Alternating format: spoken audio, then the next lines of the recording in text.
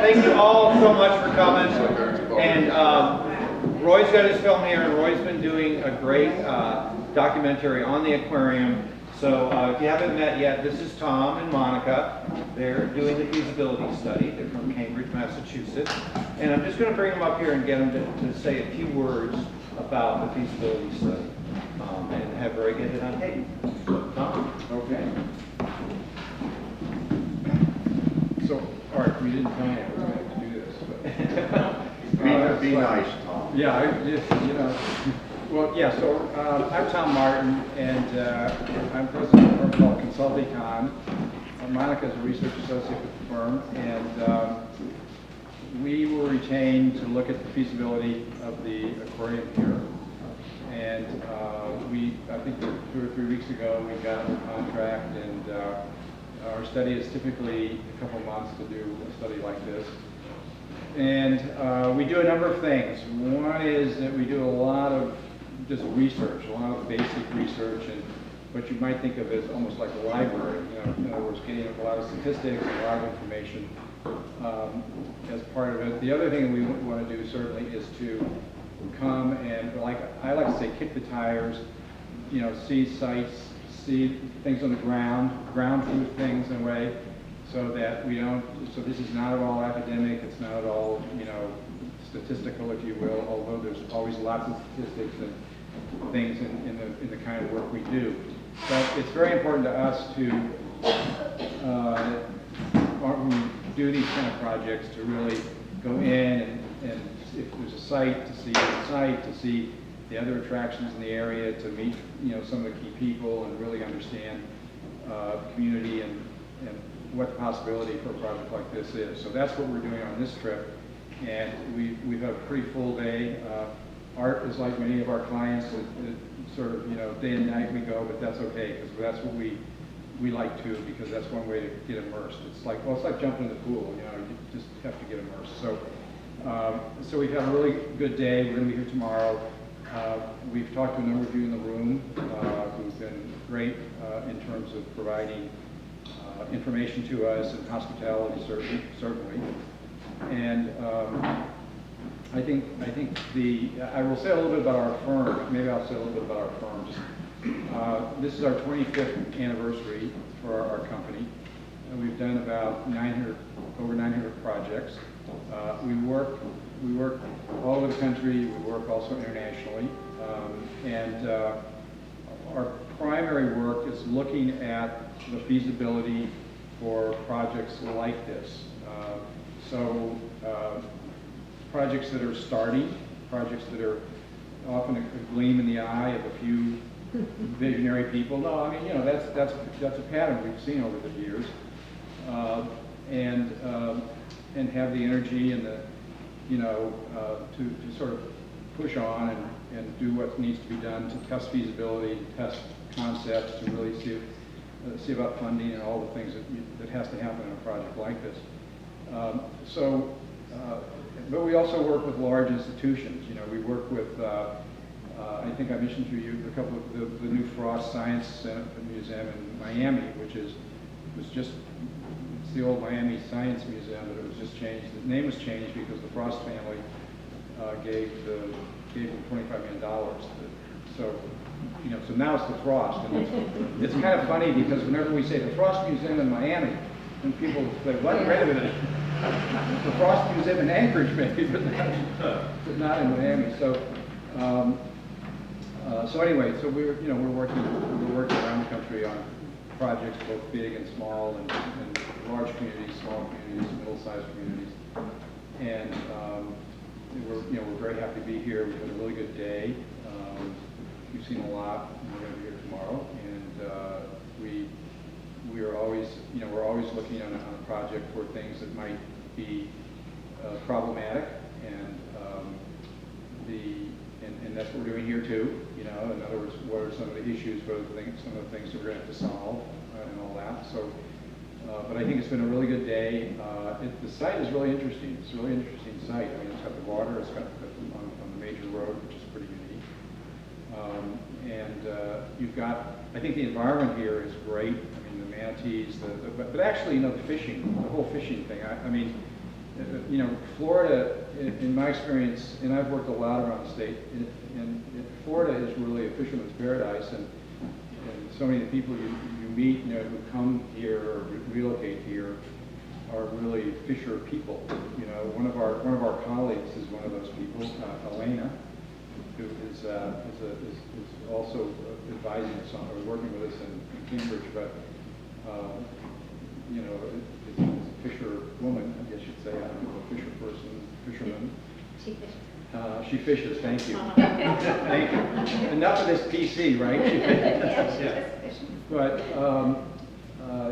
so that's proved very also interesting in many of the projects around the country, where particularly like in Tennessee, in Chattanooga, that was a very strong part of what they did there, and to, in a sense, show the local community what is underneath the river and the lakes, and got a lot of support, you know, from that community, because it was a partnership. So these kind of projects, you know, have a lot of dimensions, and I think have been very, very good in communities. Not to mention education and conservation and things I think that you would normally think of with a project like this. How many of you have been to an aquarium? Okay, that's all right. So that's right. I mean, what I mean is, okay, but I mean that's interesting, because you know, they are very popular. They are very popular, and zoos and aquariums are probably among the most popular types of attractions, maybe outside of theme parks, although the theme park industry and the zoo and aquarium industry would argue about that all the time in terms of total visitation, you know, but so they're right up there. I mean, they're right up there in terms of total visitation with any kind of visitor attraction that you can think of, and so they are popular, and many people have been to them, and some people have been to many of them around the country. So, Mom, do you want to? Yeah. I'll just add that I really appreciate the hospitality that we've been shown here, and it is my hope that the work that we do can help capture your ambition for this project and form it into the right size and scale to make it into something that would really benefit not just the community, but the county and anyone who comes to visit Crystal River. So thank you. Thank you. Okay, we get some questions? Anybody got any questions for him? Now's your chance. What do we need to fix? What's that? What do we need to fix? Oh. My shoelace, right now. No, I think what we do on a project like this is we have, I hate to call it a checklist, but in a way it is a checklist of, you know, what do you need to have a successful project. And we talked with Art about this, and we've talked with others. And so that's part of what we tend to look at. In other words, you know, can you get there?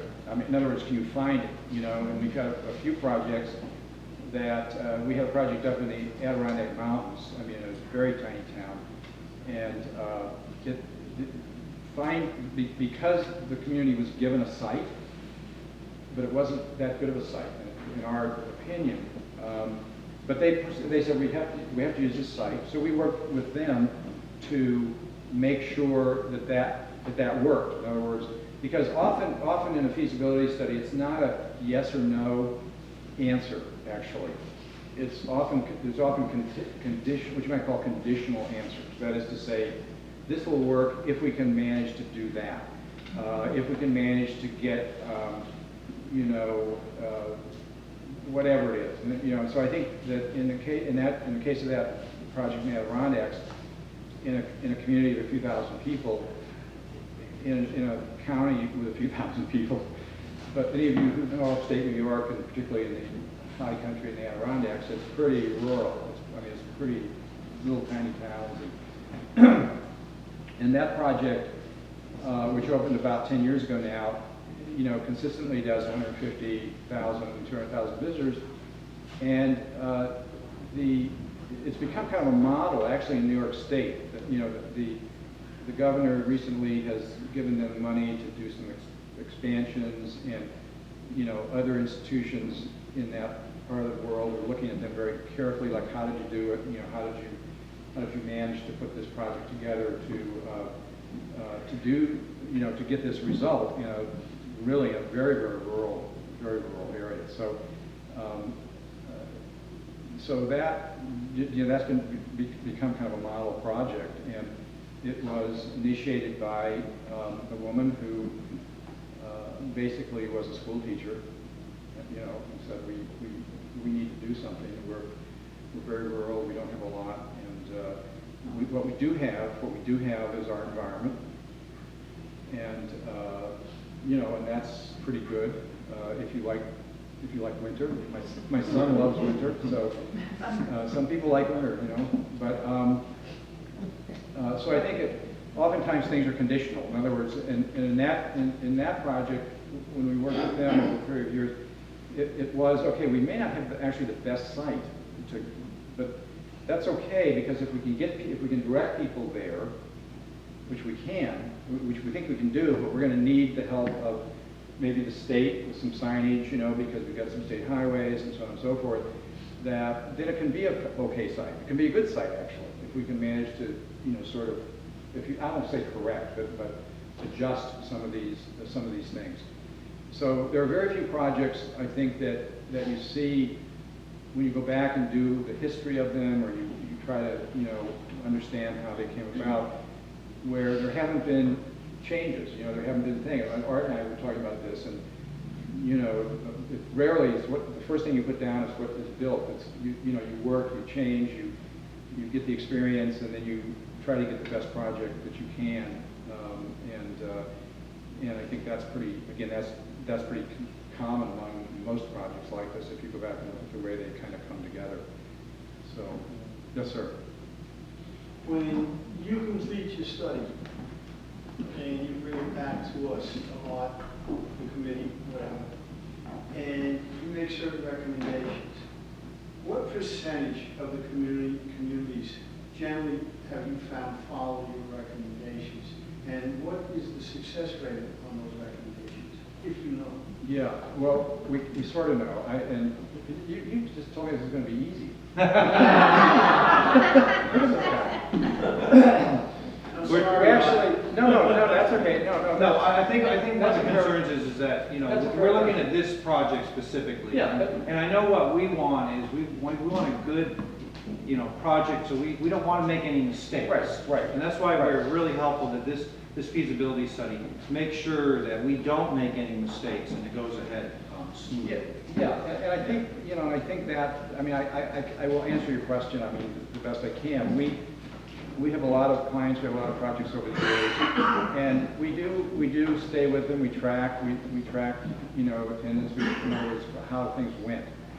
And I can't say that with 800 projects that every single one of them has worked the way we would hope it would. But we couldn't stay in business if they didn't, I mean, if most of them didn't work, frankly, because this is, in one opening I went to, it was in Cleveland, actually, a really major project, and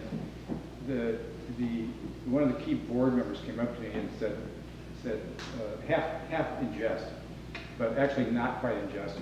You know, you made these projections and we know where you live. Something like that. And I said, yes, that's right. We made these projections and we take it pretty seriously, and we all know where we all live, but you know, that's kind of what we do. And so we take it pretty seriously. And we, in our office, we have a peer review. We will have a team of people, and Elena probably in that, who review things, who, you know, in other words, we take it pretty seriously what we do, because we understand that a lot of very important decisions, financial decisions, and other kinds of decisions can be made. So on the work we do, so we take it pretty seriously. The other question we get is, you know, do you ever tell people no? Sometimes, you know, when we're hired, or people are, you know, trying to understand what about us, and yes, we have told people no. But it's usually, again, a conditional thing, you know, because the feasibility of projects like this may have a number of conditional pieces. That is to say, we can only make this much money is that enough? Is that good enough? Do you know what if you follow me? In other words, in a business, if we were doing this strictly as a business person would do it for a commercial operation, you know, we would say this is our return that we want, and it either makes it or doesn't. You know, in other words, we're not. But these kind of projects are educational projects. That we're a nonprofit. We're doing community service, and so those hurdle rates may be different depending on the community, depending on who is who can do certain things and all that. So it's not quite yes, sometimes not quite black and white, but these projects are best when there's community support, clearly, like most things, and they tend to be very popular, and particularly we often see that educators are behind it. In other words, when you try to strip away, well, who's behind these kind of projects, it's often educators, it's often scientists, people who work in the environment with environmental education, or all sorts of things. So you had What are the major concerns that you look for? the major concerns. Boy, this is good. This is good. This is a good group here. Well, the working group. Are they working? Oh, yeah, you're working with me. Okay, that's good. Yeah, we all walk around with rakes in our hands. By the way, We know where you live. by the way, that's the rate thing is absolutely incredible. I mean, I will say congratulations. It is, isn't it? In this community who's participated in it. Yeah, And it's who's got been involved. state recognition. Yeah, no, that's a great Recognized. thing. I mean, I will say, when our first, we were first talking about this many months ago, but not so many months, a few months ago, and then learning about what you were doing with that, with that project, it actually took on even more interest, because here we're combining really. It's just not about a manatee in a tank or a fish, or it's really about the environment, and it's about invasive species, and it's about the story. The story is much bigger, than just, well, here's a manatee or here's a shark or whatever, And so for us that's exciting, because we do work on a lot of projects. We work, and so it's good to see that kind of vision and that kind of behind the project. Excuse me. So the question about what are the kinds of things that we would look at. First of all, we look at, and not necessarily in this order, but just let me make that caveat. It's not necessarily in this order, but I'm just going to do a mind dump here. So we look at the market. That is to say, are there any people, and are there any residents? Are there any tourists? Are there any special markets? Is there anything going on that would lead us to believe that we have sufficient market support for the project? And markets are different around the country. Well, when we work on the Adirondacks, the Adirondack project I mentioned, we were going in there and we looked at the market and we said, okay, well, the community's a few thousand people, the county's 10,000 or whatever. In other words, there aren't a lot of people, and the nearest people are like 5 and 6 and 8 hours away, or with the exception maybe of Montreal, but so that became an issue. In other words, do we have enough market? Do we have enough market to support the project? Because we're going to build it, but then we need to sustain it and to keep it going, and that could be for 100 years, or for 50 years, or for a long time. So, we have to make sure that there's enough market and that the market will participate. And then that gets into things like pricing. Is the market, how price sensitive would the market be? And this is where what's happening in the environment is helpful for us, because if we work in St. Louis, many things in St. Louis are free. Big institutions, a lot of these places are free. So if you're in St. Louis doing a study like this, you may not be able to count on having big admission fees and things like that. If you're in Boston, everything is privatized. And so that's again why we want to understand what's going on in the market. We're at Homosassa Springs, we look at, like what are the price points and so forth. And we know we're in a tourist area, so that's good because we can get different kind of price points. and so forth. So we look at that. We look at kind of what's the context there. We look at what the operating costs are likely to be for the project, and we look at things like can people find it? You know, in other words, is it in a good location that people can easily find it? Particularly tourists who may be here for a few days or not really as familiar with, you know, with the community. So we look at things like that. On the transportation side, we look, is there parking? Is there, in other words, you know, can you actually access easily access the aquarium or the project? And it's often helpful to have, also we look at the sort of the surroundings. That is to say, if it's out like, you know, in the middle of nowhere, kind of sitting by itself up on, you know, up on 19. I thought it was going to say 91. I got but up on Dyslexia, right? But if it's up, you know, if it's way up there, maybe by itself, sitting there, it may do fine. But you know, again, there's maybe not other things for people to do, for people to engage in and to come, because we know that people who come to places like to say, oh, we can go down here and get something to eat, or in your case, we've got a river walk, we've got different things that are going on. So there's really a lot of different pieces to the puzzle, and rarely does everything just be perfect. You know, I think sometimes, yes, that you get the thing where everything is just, you know, just perfect, but it's, you know, it's rare. I mean, everything comes together. So usually there's things that you say, well, okay, we got to work here, you know.